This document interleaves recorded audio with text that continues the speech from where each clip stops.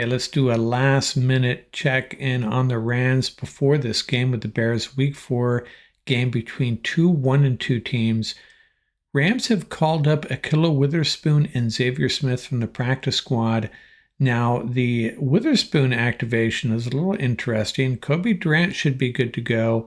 So, the Bears have three really good receivers. DJ Moore, Keenan Allen should be good to go, and the rookie Rome Odunze. So I think that's my guess is that's why the Rams are activating Witherspoon. They just need more adept cornerbacks out there to help deal with those Bears skill players, and have to acknowledge the Rams secondary has really struggled against some really good receivers.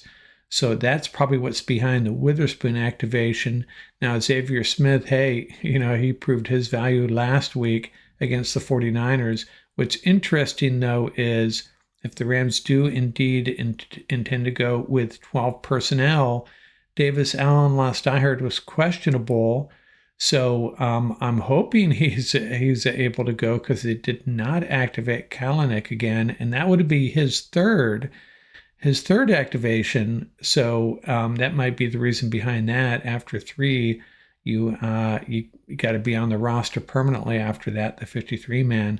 So I think this means Davis Allen is good to go. The Rams think he's good to go, and they'll roll with Hunter Long and Colby Parkinson and cross their fingers that Davis Allen's services aren't needed, maybe. Or maybe he really is good to go.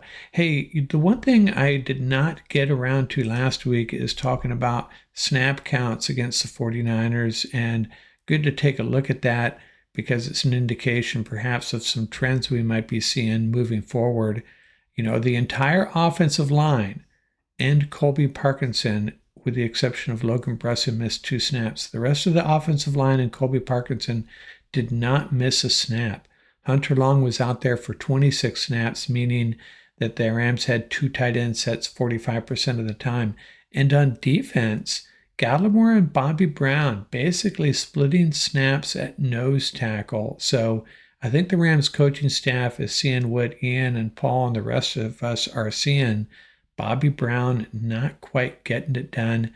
And Tyler Davis, 21 snaps, Deshaun Johnson just 6, and Jalen McCullough, an emerging contributor in the secondary, 11 snaps.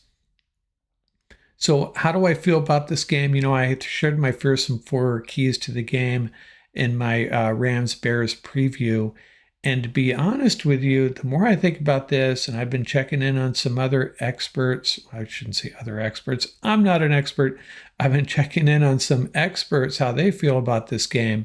And it really comes down to one thing, I think, and that is, can Sean McVay and this offense move the ball consistently against a really good Bears defense? And I think what a lot of people are overlooking is, I hear like, oh, the Rams are running backup offensive linemen out there. They're really banged up. They're missing guys. I really like the makeup of our offensive line right now, and I think that's what some of the national writers and media personalities are missing.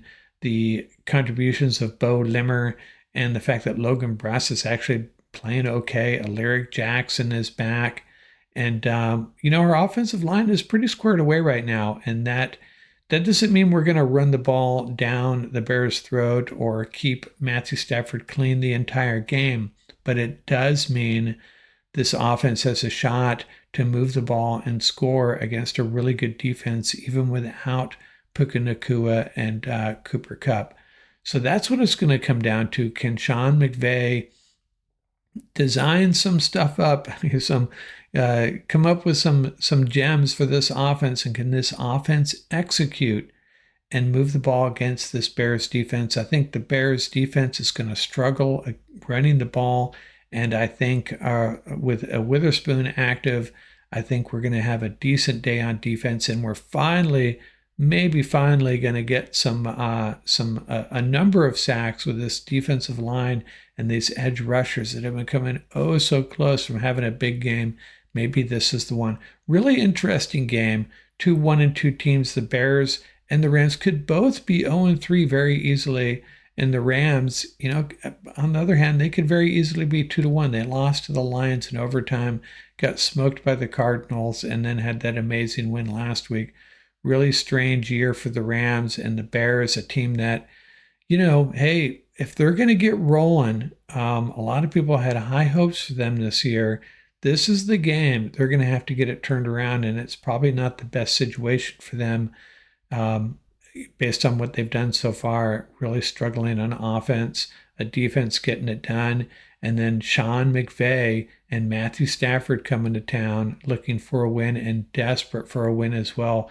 Going to be a fun game. I think it's going to be a messy, dirty game in the trenches. Still like the Rams' chances. Still picking the Rams in this one, but I think it's going to be really tight, and we may need Joshua Carty to come through for us again in the end. And I have full faith that he will be able to. Out here, Rams will have their announce their inactives 90 minutes before the game. I don't have that for you yet, but out here from Rams Up, go Rams.